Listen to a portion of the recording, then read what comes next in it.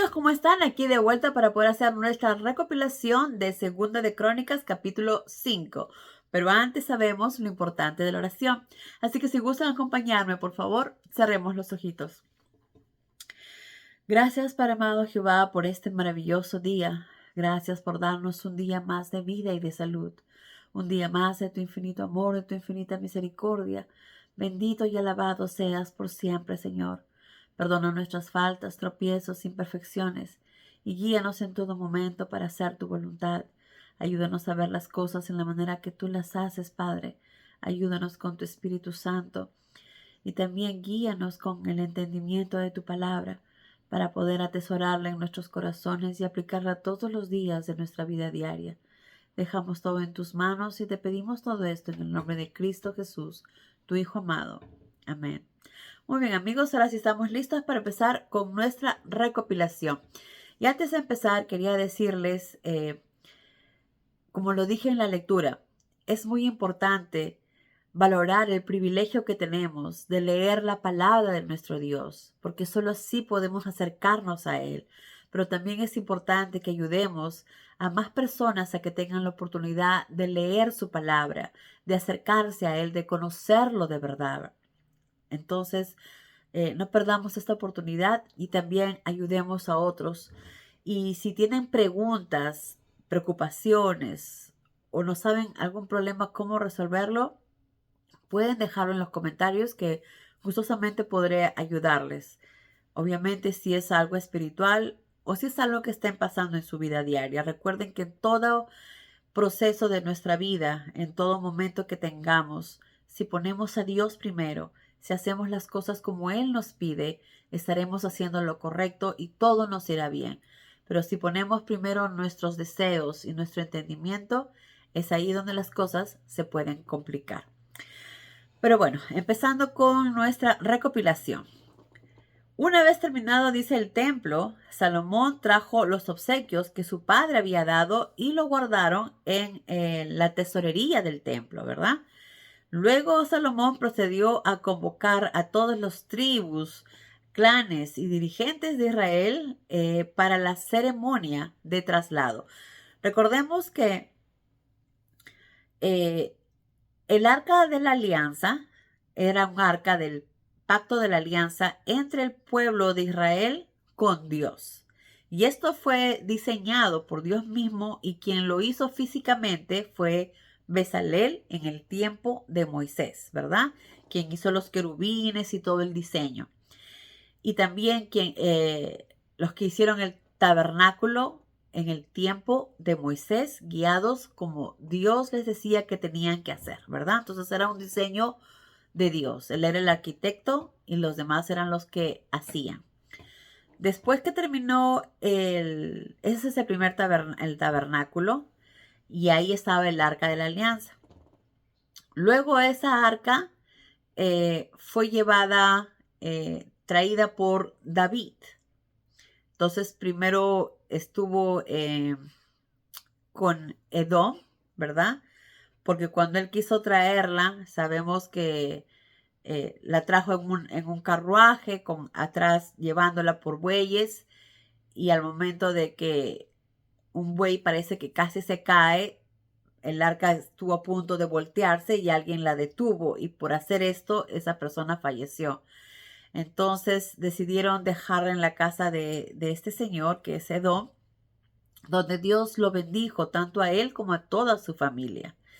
Entonces luego por fin David entendió que esa no fue la manera de haber traído el arca y lo hizo como debe ser, ¿verdad? Los levitas, cubierta, y eran los levitas los que tenían que cargar el arca a través de esas barras que Dios había diseñado que tenga el arca, porque nadie podía tocarla. Entonces así la llevaron y la llevaron a la ciudad de David. Y ahora de la ciudad de David, que es en, ¿cómo se llama? No me quiero equivocar, Sion, ¿verdad? Conocida también como Sion. Luego la llevaron al templo donde había hecho la construcción Salomón, donde también David había comprado ese terreno, ¿verdad? Porque se acuerdan cuando David hizo el censo, luego mandó, Dios lo castigó. Entonces, para evitar ese castigo, compró ese sitio que es arriba de la montaña, y ahí es donde hizo los sacrificios para Dios, para pedir perdón por lo que había pasado, y decidió que ahí es el mejor sitio, porque estaba en lo alto para que todos lo vieran, de construir el templo. Y así fue. El templo se construyó en ese sitio. Entonces, una vez que Salomón ya había construido el templo, trajo el arca. Obviamente la trajo en la manera que sabe que tenían que traerla. Los levitas purificados, levantando el arca por las barras, ¿verdad? Entonces dice, esta ceremonia tuvo lugar en octubre, en el mes de octubre, durante la celebración anual de la festividad de los tabernáculos. Y ahora, ¿ustedes saben de qué se trata esta festividad de los tabernáculos? Bueno, para los que saben, bien. Para los que no saben, anualmente se celebraba esta festividad de tabernáculos, donde las personas venían, donde estaba el templo, y hacían como unas chocitas, ponían palos, como unas chocitas, y ahí vivían por 7 días, y era para recordar el tiempo que Jehová los cuidó, los alimentó, mientras que ellos estaban en el desierto. Entonces, era un momento para recordar, conmemorar ese tiempo, para que no se olviden que Jehová los rescató de la esclavitud, los sacó de Egipto y los llevó a la tierra de Canaán, ¿verdad? Pero que también esos 40 años que estuvieron en el desierto, Dios siempre estuvo con ellos y fueron castigados por sus propias malas decisiones, acciones, por darle la espalda a Dios mismo, ¿verdad? Entonces, esta era una celebración que se hacía anual, y qué mejor momento para usarlo para traer el arca a su verdadero hogar.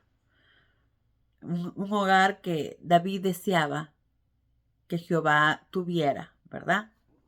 Que el arca pudiera descansar ahí.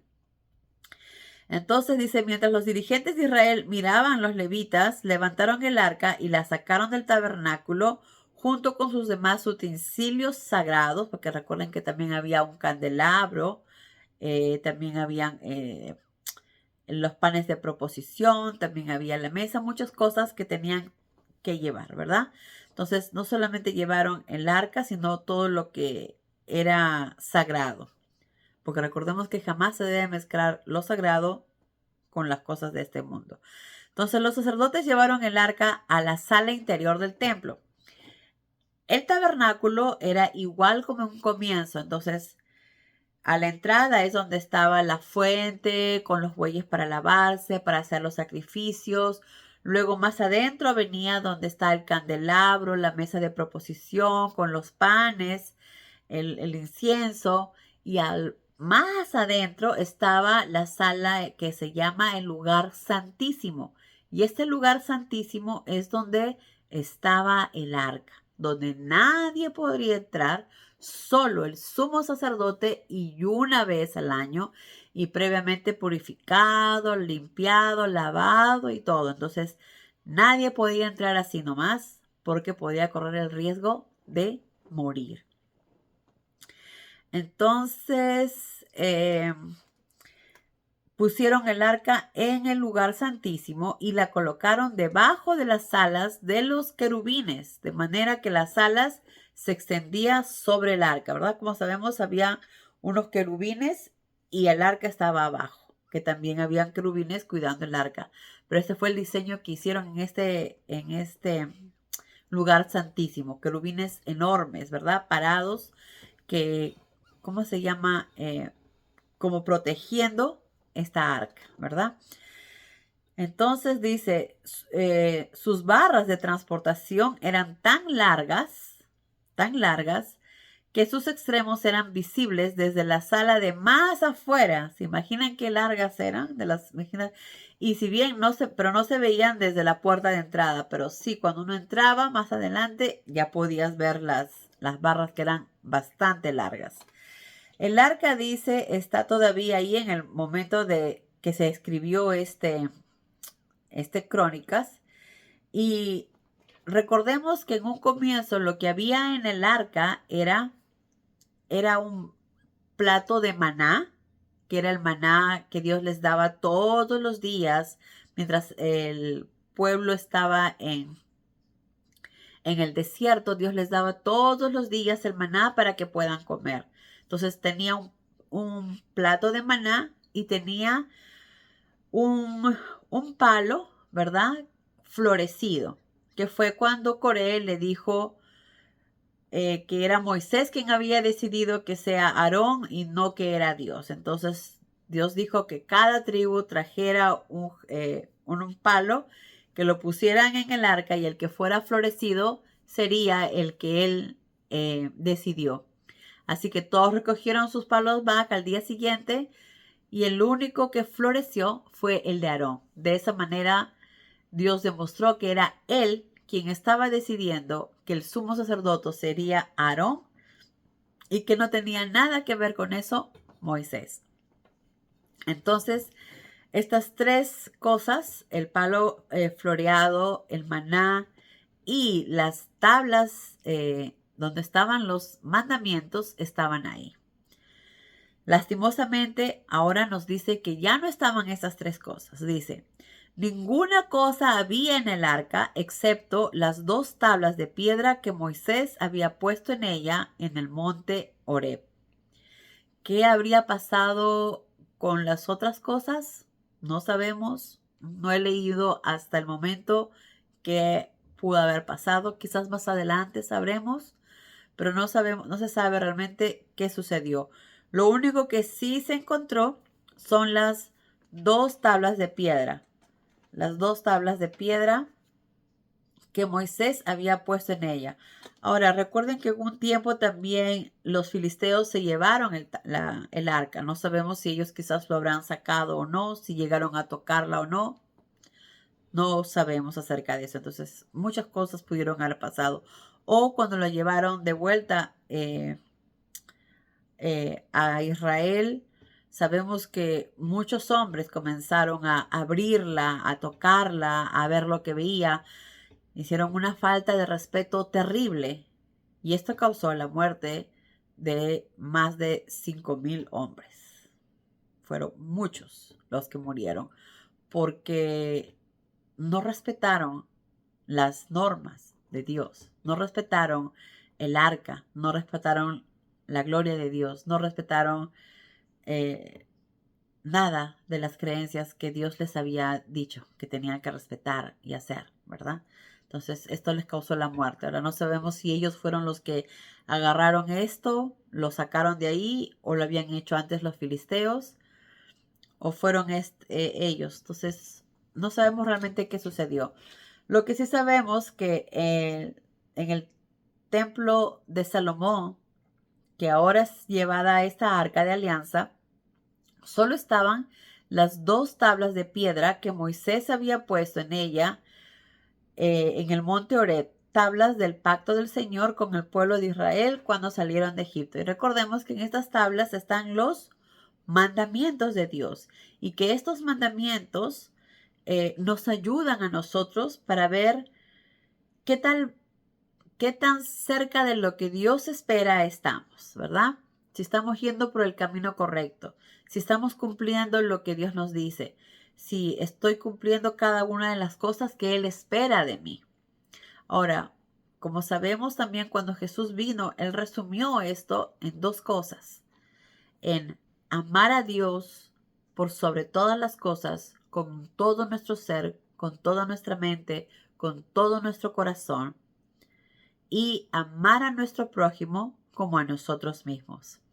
Porque si uno ama, no va a lastimar. Si uno ama, no le va a robar. Si uno ama, no va a codiciar los bienes ajenos. Si uno ama, no vas a mentir, no vas a engañar, no vas a levantar falsos testimonios. Entonces, la base de todo es el amor. Si amamos a nuestro prójimo, estaremos cumpliendo todas las normas que nuestro Padre pide, ¿verdad? Y si lo ponemos a Él primero, siempre estaremos haciendo lo correcto y la voluntad de nuestro Dios. Entonces, prácticamente todo lo que están los 10 mandamientos está resumido en estos dos. Pero si a veces necesitamos uno por uno saber qué tan bien estoy o qué debo hacer exactamente, pues ahí los tenemos. En los 10 mandamientos nos ayuda a guiarnos. ¿Qué tan bien estamos yendo? ¿Qué tanto debemos mejorar? Luego también el arca, dice, estaba todavía ahí cuando fue puesto esta arca de la alianza. Dice, cuando los sacerdotes terminaron los ritos de su propia purificación, tomaron parte en las ceremonias sin tomar en consideración sus actividades normales. Entonces, ese día fue un día especial. No siguieron sus actividades normales, sino fue un momento diferente. Y los sacerdotes, obviamente, tuvieron que hacer su rito de purificación, que es tanto de purificación física, bañarse, limpiarse, lavar sus ropas, sino también espiritualmente tener una relación tranquila con todas las personas. Si tuvimos alguna discusión, pues ir a pedir disculpas. Si me enojé por algo, ir a pedir perdón. Entonces, eso es para que estén purificados tanto físicamente como espiritualmente. Y también dice, mientras dice, como alababan los levitas al Señor, mientras los sacerdotes salían del lugar santísimo, los levitas cantores, Asaf, Emán, Jedutún y los hijos y demás parientes de ellos, vestidos de túnicas de lino y tejidos finos, estaban de pie en el lado oriente del altar, con címbalos, liras y arpas, acompañadas de 120 sacerdotes trompetistas. Entonces, habían trompetistas, personas que tocaban las liras, los címbalos, el arpa. Era una orquesta, ¿verdad? Una orquesta y otros levitas que cantaban y alababan y glorificaban a Dios. Era una fiesta porque el templo de Dios estaba hecho, porque el arca de la alianza iba a descansar ahí protegida, llena de oro, llena de lo mejor que como humanos podían darle, ¿verdad? Entonces era un momento de mucha alegría, de mucho júbilo. Ellos estaban cantando, era una fiesta. Entonces tocaban címbalos, liras, arpas, acompañados de 120 sacerdotes que tocaban la trompeta. La banda y el coro tocaban y cantaban al unísono para alabar y dar gracias al Señor, dice. Y mientras que ellos cantaban, también dices, los trozos escogidos iban entremezclados con el sonido de las trompetas. ¿Qué quiere decir? Acá nos dice que Salomón mataron muchos becerros y muchas ovejas, ¿verdad? Y eso pues era no solo era sacrificaran para Jehová Dios, y muchos de estas presas iban para que comieran todo el pueblo, todas las personas que estaban ahí. Entonces dice, mientras los trozos escogidos iban entremezclados con el sonido de las trompetas, el fragor de los símbolos y la ruidosa ejecución de los demás instrumentos musicales. El tema de alabanza era, Él es tan bueno, su amor y bondad son duraderos para siempre. Y esto es algo que debemos atesorarlo en nuestra mente y en nuestro corazón. Jehová es tan bueno, su amor y bondad son duraderos para siempre. Jamás nos olvidemos esto y recordemos siempre lo bueno y generoso que es nuestro Dios, aunque muchas veces no merecemos nada, pero Él nos ama. En este momento que estaban cantando unísono la banda y el coro y la gente estaba tan feliz, la gloria del Señor, dice, apareció de pronto en la forma de una nube brillante. Llenó el templo de tal modo que los sacerdotes no pudieron continuar con la ceremonia. Todo se llenó, todo el templo, de una nube brillante y que ya no pudieron continuar con la ceremonia. Y esa es una forma de decir de nuestro Dios, aquí estoy, y los amo, y los cubro, y los protejo. Qué maravilloso momento que deben haber vivido el pueblo de Israel. Saber que Dios estaba con ellos, literalmente, ¿verdad? Él estaba ahí con ellos. Qué maravilloso momento, pero es un momento también que todos nosotros podemos tener. Si nosotros ponemos a Dios primero en nuestra vida, si empezamos a tener una relación más estrecha con Él, si seguimos leyendo su palabra, vamos a aprender a conocer más a nuestro Dios y vamos a aprender a valorarlo más, a quererlo más, a ver lo bueno y justo que es el único en que realmente podemos confiar. Muchas veces los humanos nos pueden fallar por su imperfección, pero nuestro Padre sabemos que es el único en que jamás nos fallará y en quien sí podemos confiar. Adiós amigos, y si tienen preguntas, por favor no duden en ponerlo en los comentarios. Que tengan un maravilloso día y que Dios los llene de muchas bendiciones. Adiós.